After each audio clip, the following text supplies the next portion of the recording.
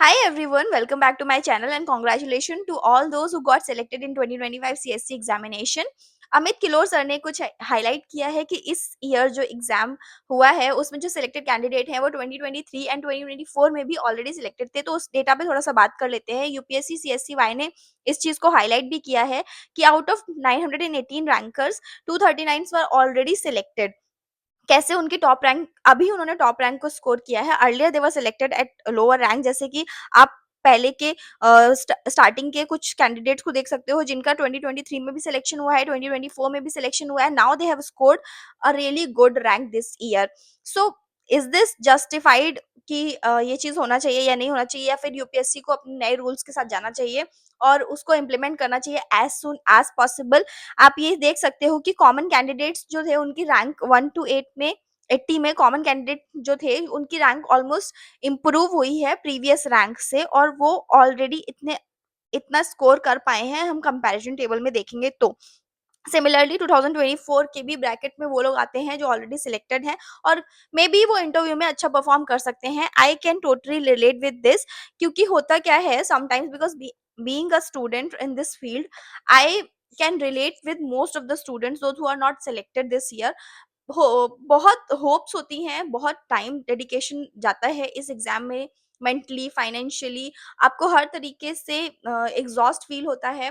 You feel alone, you feel disheartened, you feel so separated with your family and you neglect so many things, you lost skills, you आपने इस exam को achieve करने के चक्कर में आप बहुत सारी चीजों को पीछे छोड़ते चले जाते हो, because this exam is so tiring and so demanding. Ratio is very less, selection rate is very very very less, और इतने लोग इसमें अपियर करते हैं, और अपियर करने के बाद में भी 900 कैंडिडेट्स का सिलेक्शन हुआ है this year. So what about those students who have not selected, who have not gotten any rank in this examination despite giving and grilling themselves throughout the year and throughout this process? I can only say this one thing कि सी हम उनको criticise नहीं कर सकते हैं जिन्होंने already 2023 में, 24 में एंड 25 में भी बहुत अच्छा रैंक स्कोर किया है, because they have some opportunity, their confidence boost जब उनका सिलेक्शन हो जाता है।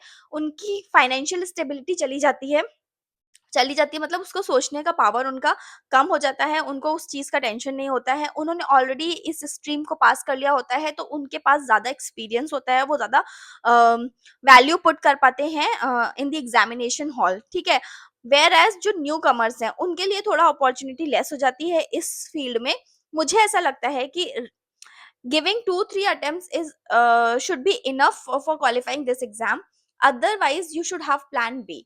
अगर प्लान बी होता है तो आपको एक पैरेलल अपॉर्चुनिटीज नजर आने लगती हैं, और उसके साथ साथ आप उस पर फोकस भी करना स्टार्ट कर देते हो। You should analyse yourself कि अगर आपने 2 साल के अंदर कुछ एक सर्टेन हाइट्स तक एग्जाम को क्वालिफाई नहीं कर पाया है, then start preparing for another exam जिसमें आपकी अपॉर्चुनिटी, आपका पोटेंशियल ज्यादा है और जिसमें आपके सिलेक्शन की चांसेस ज़्यादा हैं। मुझे लगता है कि हम यूपीएससी को क्रिटिसाइज़ करने से अच्छा ये कर सकते हैं कि हम अपने स्किल्स को दूसरे एग्ज़ाम्स के लिए डेवलप कर पाएँ, rather than focusing only on this examination, because इसका ratio is very, very less, selection ratio बहुत ज़्यादा कम है।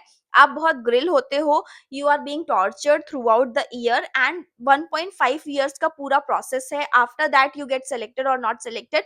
आपको इनिशियल फेज से फिर से स्टार्ट करना पड़ता है, तो that is too tiring for giving your entire life, for giving your entire potential। जहाँ पे आप कॉर्पोरेट में जा सकते थे, जहाँ पे आप कोई और सेक्टर एक्सप्लोर कर सकते थे, आप हर चीज में पीछे चले जाते हो।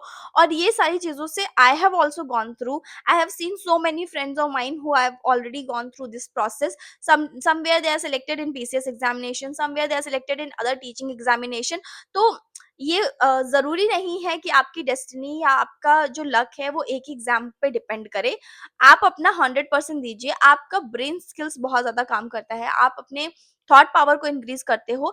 हाँ, यूपीएससी की प्रिपरेशन करना is important for each and every one of you, क्योंकि होता क्या है, अगर आप किसी प्रोसेस के थ्रू जाते हो तो आपको हर एक चीज को टैकल करना बहुत अच्छी तरीके से आ जाता है एक एग्जाम के थ्रू।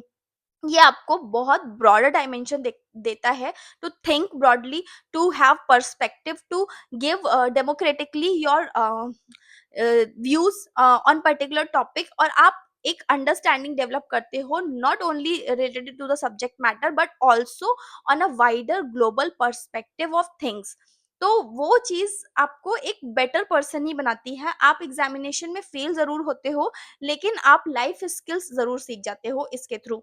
तो सैड नहीं होना होता है, डिसहार्टेन नहीं होना होता है, क्रिटिसाइज़ करने से हम कुछ नहीं कर सकते हैं करंटली। मुझे ऐसा लगता है यूपीएससी को अपने रूल्स में चेंजेस लाने चाहिए। उनको 30 इयर्स एक बार कर देना चाहिए, 28 इयर्स उनका रिकमेंडेशंस है, लेकिन 30 इयर्स उनको बार कर देना चाहिए। उसके बाद में आई थिंक स्टूडेंट्स को अपीयर नहीं होना देना चाहिए, जिस भी कैटेगरी से वो बिलॉन्ग करते हैं। Because sometimes you feel disheartened because आप सारे स्किल्स को लॉस करते चले जाते हो and you are not left with any opportunity. Ultimately your goal has to be to get selected to in any examination, to have financial stability in life, to have mental peace in life. That is the important thing to run the entire system. तो आप अपनी health, अपनी mental peace को इस exam में exhaust मत होने दिया दे दीजिए।